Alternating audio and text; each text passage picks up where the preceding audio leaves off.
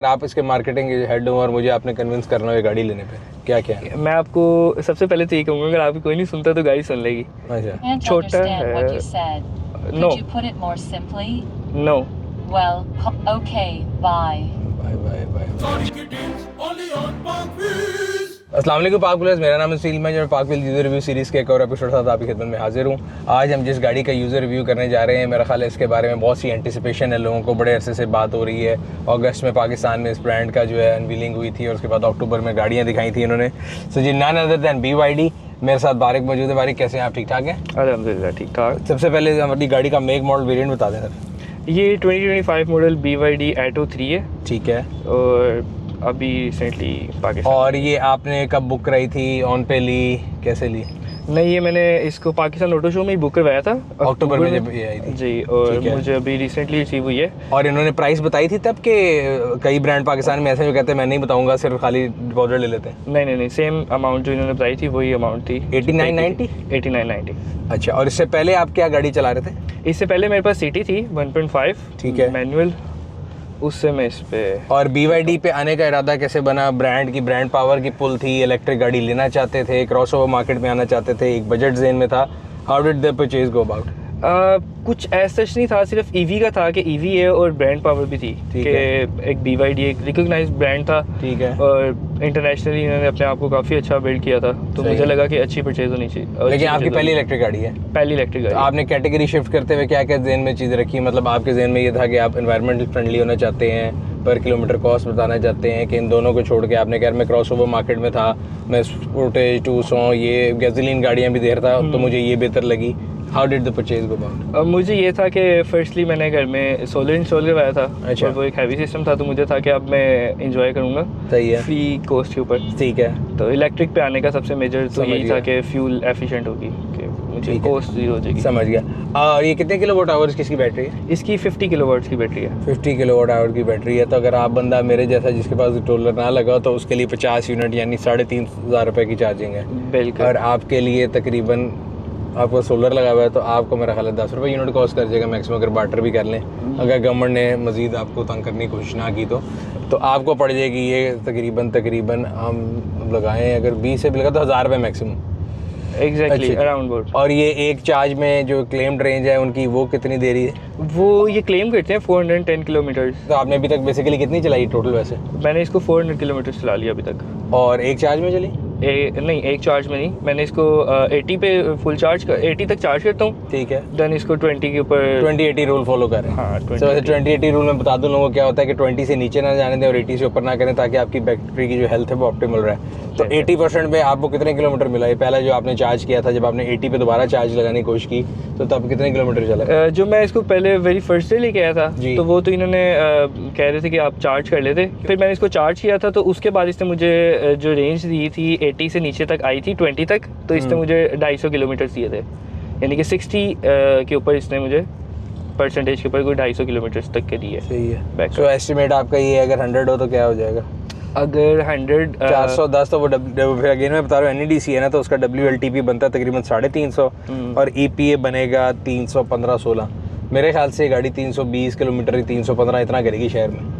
बहुत है, इतना भी अगर खर्चा इतना ही करेगी। और आपको यानी पर किलोमीटर हम कॉस्ट अगर निकालें तो अगर इंडस्ट्रियल घर पे चार्ज कर रहे हैं जिसके पास सोलर नहीं है तो 3500 रुपये में तकरीबन 10 रुपये किलोमीटर आ गया। और आप जैसे बंदे के लिए जिसके पास सोलर लगा हुआ है उसके लिए तो it's close to 3 to 4 rupees kilometre. बिल्कुल। अच्छा, जब आप इनकी डिलीवरी लेने गए थे तो डिलीवरी का प्रोसेस में उन्होंने आपको गाइड किया गाड़ी के बारे में कि उन्होंने कहा चाबी जाओ जो करना करो?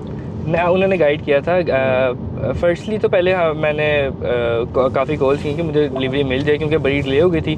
जनवरी की कमिटमेंट थी, तो उसके बाद उन्होंने मार्च तक उसको डिले कर दिया। ठीक है। पेमेंट भी मैंने जनवरी में कर दी भी थी, तो फुल पेमेंट कर दी थी जनवरी में। तो मार्च में जाके जब रिसीविंग हुई, देन उसके बाद वो मेरे साथ बैठा, उसने मुझे सारी उसकी फीचर्स गिनवाए। और मज़े की बात ये थी, जब बुकिंग करवाई थी उस टाइम पे इसके अंदर फीचर्स था वो बैक ट्रंक का ना आपका अब है ऑटोमेटिक। आपने बटन दबाना है, ट्रंक ओपन हो जाता है। बटन दबाना, ऑटो बूट पहले नहीं था। बिल्कुल पहले नहीं था। 2-3 ऑप्शन ज़्यादा किए इन्होंने, व्हील चेंज किए हैं, ऑटो बूट ऐड किया। अच्छा, इसके जो व्हील साइज़ है जो पहले वाले व्हील थे उनसे डिफरेंस है? कितने इंच के व्हील्स हैं इसमें? पहले जो थे वो 17 थे, अब इन्होंने 18 करके नहीं है, नो एक्स्ट्रा कॉस्ट। अच्छा, 18 है। सही है। इसका इंटीरियर कलर बड़ा प्यारा खूबसूरत है, बिल्कुल, उसके बारे में लोगों का ख्याल था कि ज़रूरत इतना खूबसूरत नहीं, लेकिन इसमें ये येलो गोल्डन सी स्टिचिंग भी है और यहाँ पे भी येलो मार्क्स है। सो गाड़ी की अगर चीज़ ऑप्शन में है तो सबसे बड़ी ऑप्शन तो मुझे लगता है इसकी स्क्रीन इनकी इतनी बड़ी है। आपको सही लगती है, ऑब्स्ट्रक्टिव लगती है, या आप लोगों से हमने कहा मेरे परचेज डिसीजन में इसका बड़ा हाथ था? कह लें कि फीचर्स तो इसके नो डाउट बहुत अच्छे हैं कि आप इसको सीधा 4-5 फीचर अगर आप इसके मार्केटिंग हेड हो और मुझे आपने कन्विंस करना हो ये गाड़ी लेने पे, क्या क्या है? मैं आपको सबसे पहले तो ये कहूँगा, अगर आपकी कोई नहीं सुनता तो गाड़ी सुन लेगी। अच्छा, कि आप इसको वॉइस कमांड के ऊपर कंट्रोल कर सकते हैं। वॉइस कमांड के ऊपर कर लेती है, बिकॉज कई गाड़ियों में तो ना घर वाले सुन देना, गाड़ी सुनती है, पता नहीं अजीब गरीब से करना पड़ता है। इसको आप सिंपली कुछ मैं अगर इसका मैंने अपने से इसका कुछ भी नाम रख सकते हैं आप। अच्छा, तो मैंने इसका हे चैम्प के नाम से रखा हुआ है। सही है। अच्छा, आपने चैम्प है, तो ये जिनकी जिंदगी में चैम्प नहीं है वो कुछ और भी रख सकते हैं। हाँ, आप कुछ भी रख सकते हैं, स्वीट हार्ट रख लें, कुछ भी रख लें। दूसरी कमी आपके पास है कि नहीं है? इसका जो मीटर है वो आपको थोड़ा छोटा नहीं लगता? क्योंकि कई लोग मुझे मिले जिन्होंने कहा कि हम ऑटो 3 इसलिए नहीं ले रहे कि इसका मीटर बहुत छोटा है। मैंने कहा ये मीटर चीज़ें तो सारी बता रहे हैं, छोटा बड़ा कौन सा, को टीवी लाना है? वैसे थोड़ा छोटा है, लेकिन परचेज के लिए ये सोचा नहीं जा सकता। कुछ कह रही है। अच्छा, खुदा हाफिज, बाय बाय। अच्छा, मीटर को देखा जाए तो छोटा है। No no, bye. अच्छा, बाय बाय हो गया। अच्छा जी, मीटर का आप क्या कहते हैं कि छोटा है कि ठीक है? आपको लगता है? मुझे एक बंदे ने कमेंट किया, मैंने कहा ऑटो 3 ले लो, उसने कहा उसका मीटर बड़ा छोटा। मैं कहा आप स्क्रीन देखिए, इंफोटेनमेंट सिस्टम। नहीं, मैंने उसे कहा था वो बहुत बड़ी है, मीटर बहुत छोटा है, तो मैं कोई ऐसी गाड़ी चाहता जिसका मीटर थोड़ा बड़ा हो। वो पहली दफ़ा को मुझे कमेंट मिला, मैं कहा आपसे भी पूछ लूँ शायद। कंपैरेटिवली अगर देखा जाए दूसरे से कंपेयर किया, उसमें ये होता है आरपीएम मीटर भी आ जाता है, फिर साथ आपका फ्यूल गेज भी आ जाती है, तो वो एज कम उसको बड़ा लंबा। बट वैसे तो तमाम इन्फॉर्मेशन दे रहा है ना आपको, आपकी चार्जिंग स्टेट दे रहा है, डिस्टेंस टू एंड दे रहा है, आप कौन से इसमें मोड्स भी हैं कोई? एग्जैक्टली, इसमें 3 मोड है। इसमें एक इको मोड है, नॉर्मल मोड है, स्पोर्ट्स। और वो कहाँ से चेंज होते हैं? ये है मोड का। अच्छा, मोड का बटन, हार्ड बटन है, यहाँ क्लिक पे करूँगा, सही है, ये स्पोर्ट्स आ गया। अच्छा, ये एक अच्छी चीज़ है कि इन्होंने एक टच स्क्रीन के अलावा यहाँ पे हार्ड बटन भी दी में आपको वॉल्यूम ऊपर नीचे करना है, एसी ऑन करना है, पार्किंग सेंसर, और ये के सारे फीचर्स। ये क्या है इलेक्ट्रिक का? ये इसके रीजनरेटिव के मोड है? हाँ, ये रीजनरेटिव का मोड है। इसकी ब्रेकिंग कितने मोड है इसके? इसके मैंने वैसे अभी तक चेक तो नहीं किया। जब आप इसको मैक्सिमम पे ले जाएंगे ना, जो ही आप रेस से पैर उठाएंगे गाड़ी बिल्कुल ही ब्लॉक हो जाती है, उसके लिए भी आपको ना यूज्ड होना पड़ता है। अच्छा, दूसरा इसका इंटीरियर बड़ा जो है ना नॉन कन्वेंशनल से, अगर आम गाड़ियों का देखें तो एक सबका सीधा सीधा होता है, इसमें ऐसा लग रहा है कोई लेयर्स ही आई हुई हैं। फिर यहाँ पे डंबल स्टाइल दे दिया, यहाँ पे साइड पे उन्होंने ये माशाल्लाह गिटार दे दिया। तो कैसा लगता है ये? इंटीरियर वाइज तो बहुत अच्छा है। अब मैं जो भी गाड़ी में बैठता है वो एक दफ़ा तारीफ़ करता है। ये नहीं है कि नॉर्मल नहीं है, जैसे आप किसी और गाड़ी में बैठते हो, किसी भी सिटी देख लें, सिविक देख लें, तो इनके वही एक टिपिकल से एक चीज़। हाँ, इनके मेरे ख्याल में पहली बारी अंदर बैठता हूँ उसको ये नहीं समझता कि दरवाज़ा खोलना कैसे है। तो ये नॉन कन्वेंशनल थोड़ी चीज़ है। पिछली जो इसकी स्पेस है काफ़ी ज़्यादा है, मेरा ख्याल है पीछे वाले भाई भी काफ़ी ज़्यादा स्पेस है, एलिमिया भी बैठे हुए हैं और लेग स्पेस भी काफ़ी है, एसी के वो भी हैं वेंट्स, तो पीछे मेरा ख्याल है यूएसबी कनेक्टिविटी भी होगी जी। बाकी ऑटो डिमिंग मिरर है, पैनोरामिक सनरूफ है, ब्लैक रूफ लाइनर है, सीट्स की कुशनिंग बड़ी अच्छी है और आपकी मेरी दोनों सीटें इलेक्ट्रिक है। अच्छा, ये जो इंफोटेनमेंट स्क्रीन है ये घूम भी जाती है, सारा कुछ कर लेती है। इसके अंदर एप्पल कारप्ले एंड्रॉइड ऑटो है, दोनों है वायरलेस। बिल्कुल। अच्छा, बेहतरीन। इसके अंदर वायरलेस चार्जर भी है। अब मैंने मोबाइल अगर गाड़ी में रख दी है और मैंने गाड़ी बंद कर दी है तो मुझे गाड़ी इंडिकेट करेगी कि अपना मोबाइल तो उठा लो, ले जाओ। ठीक है। तो और इसके छोटे फीचर्स। हाँ नहीं, ये अच्छे फीचर्स हैं। इसके अलावा एडास के क्या क्या फीचर हैं? इसमें ब्लाइंड स्पॉट मॉनिटर में ये वार्निंग मुझे नजर आ रही है कि ब्लाइंड स्पॉट बता रहा है हमें। बिल्कुल, अभी हम जब लेन चेंज कर रहे थे तभी उसने टक टक किया था। और क्या क्या है? इसके अलावा अगर मैं लेन चेंज करूंगा ना तो बगैर इंडिकेटर के तो ये मुझे एरर देगी। लेन कीप है, लेन असिस्ट है, इसके बाद कोलिजन क्रूज है, फ्रंट कोलिजन वार्निंग है। बिल्कुल। और इसके पार्किंग सेंसर भी बड़े अच्छे हैं, 360 कैमरा, ये बड़ा अच्छे फीचर्स हैं। तो it's a complete feature set. और कोई चीज़ जो आप मिस कर रहे हो कि यार मैंने ले ली है, मुझे एक चीज़ इनको मुझे लगता है कि देनी चाहिए थी, वो थी एक एक्स्ट्रा टायर स्टेपनी। अच्छा, जो कि नहीं दी इन्होंने। वो इलेक्ट्रिक गाड़ियों में एक लिमिटेशन है, किसी में भी नहीं आता बिकॉज जगह नहीं है। पीछे आप देखें ना, आपके सेल चल रहे हैं, बैटरी सेल चल रहे हैं, उसमें जगह नहीं है। ये तमाम इलेक्ट्रिक गाड़ियों में एक के साथ नहीं है। हाँ, किसी में भी नहीं आती। लेकिन एक पंक्चर किट दे देते हैं। हाँ। कहते हैं कि आपने वो सब इलेक्ट्रिक के साथ है, बट यस आपका पॉइंट सही कि आप उसको मिस कर रहे हैं। अच्छा, उसकी रजिस्ट्रेशन करा ली आपने? नहीं, रजिस्ट्रेशन नहीं करवाई, लेकिन इंशाल्लाह कल या परसों में। कॉस्ट का आइडिया कोई? मुझे एक बंदे ने डराया है, वो कहता है तकरीबन अराउंड 5 लाख है, एक ने कहा कि 2.5 से 3 लाख के दरमियान है। तो आप पाक व्हील्स की रजिस्ट्रेशन सर्विस इस्तेमाल कर लें, वो आपको डराएंगे नहीं, वो आपको बता देंगे कितने में एग्जैक्ट। अच्छा, आपको एग्जैक्ट बता देंगे। सो किसी ने भी जो यूज़र देख रहे हैं, आपने भी करनी तो आप 042119433357 पे कॉल करके पाक व्हील्स की रजिस्ट्रेशन और ट्रांसफर सर्विस दोनों का फ़ायदा उठा सकते हैं, किसी भी शहर में आप हो। अच्छा जी, और इसके अलावा अगर इसके साथ जो चार्जर उन्होंने दिया है वो कितने किलोवाट आवर्स का है? अच्छा, इसके साथ इन्होंने जो चार्जर दिया है वो 2 चार्जर दिए हैं। एक एमरजेंसी चार्जर जो कि आता है वो है 2 किलोवाट्स का, वो आप कहीं भी किसी भी सॉकेट में लगा के चार्ज कर सकते हैं इमरजेंसी के तौर पे। ठीक है, और उसके अलावा यानी 25 घंटे में चार्ज होगी। और दूसरा बिल्कुल, और मुझे प्रमोशनल चार्जर मिला था 7 किलोवाट्स का।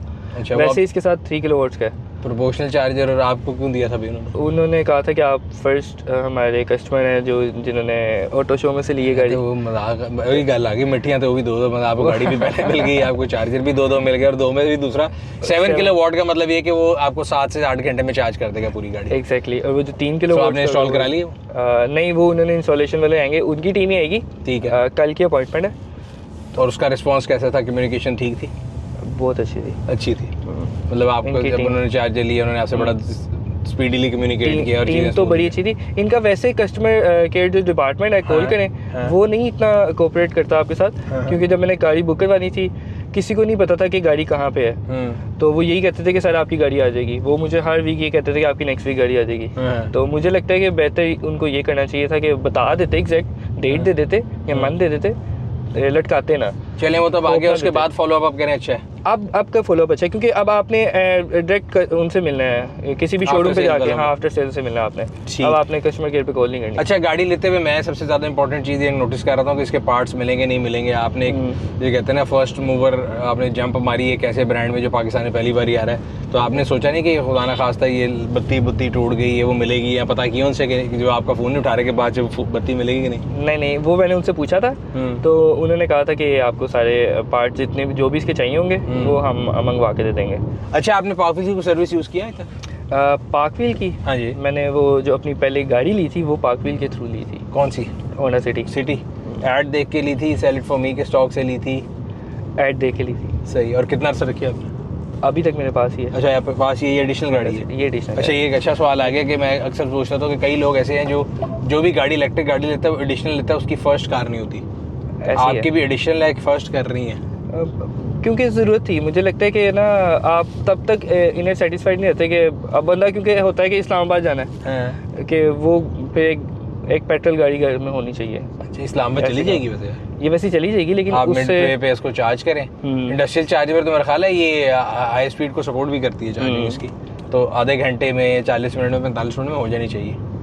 लेकिन एक होता है ना कि चलो मैं नॉर्दर्न साइड ही चल जाऊँ, फिर भी एक नॉर्थ वगैरह नहीं जा सकते। जो लोग मूव करना चाहते हैं इलेक्ट्रिक गाड़ियों पे, मेरे ख्याल से मुझे ऐसा अगर मैं देखूं तो कोई ऐसी कमी कोई नज़र नहीं आ रही कि मैं कहूँ यार इसमें कोई ग्लिचेस नज़र आ रहे हैं। ये वो being a new brand in Pakistani market, globally ठीक है, पुराना हो चुका है। पुराना भी खैर इतना नहीं हुआ, 22 साल पुराना ही है।